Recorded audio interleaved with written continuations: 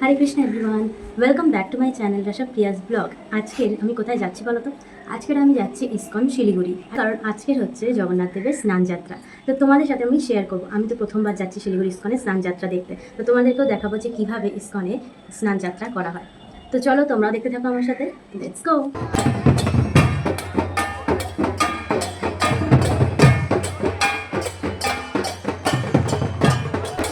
তো গাইজ তোমরা দেখেই নিয়েছো যে আমরা চলে এসেছি ইসকনে। আর আমাদের একটু দেরি হয়ে গেছিলো, তার জন্য বলদেবকে অলরেডি পাউন্ডি বিজয়ের মাধ্যমে যেখানে স্নানযাত্রা হবে সেখানে নিয়ে চলে যাওয়া হয়েছে। এখন সুভদ্রা মহারানীকে নিয়ে যাচ্ছে এবং এখন আসছেন আমাদের জগন্নাথ দেবকে নিয়ে। তো দেখো তোমরা কত সুন্দর লাগছে জগন্নাথ দেবকে।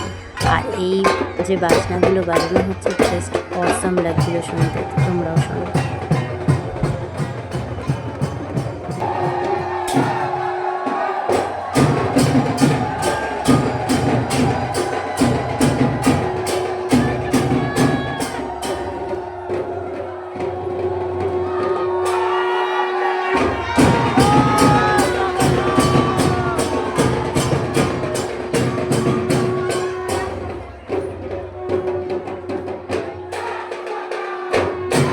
ব্যাকগ্রাউন্ড মিউজিক এতটাই ভালো ছিল যে আমার আর ভয়েস ওভার করার ইচ্ছাই হচ্ছিল না।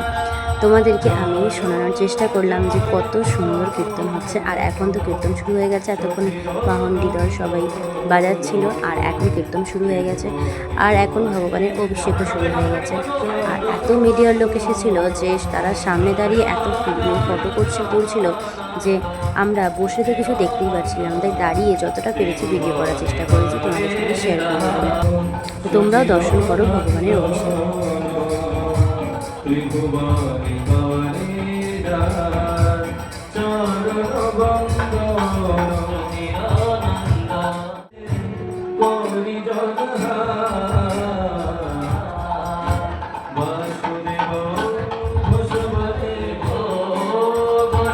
পর আমরাও লাইন দিয়ে দিয়েছিলাম ভগবানকে অভিষেক করাবো বলে। এই প্রথমবার ভগবানকে অভিষেক করাবো, তো খুবই এক্সাইটেড ছিলাম।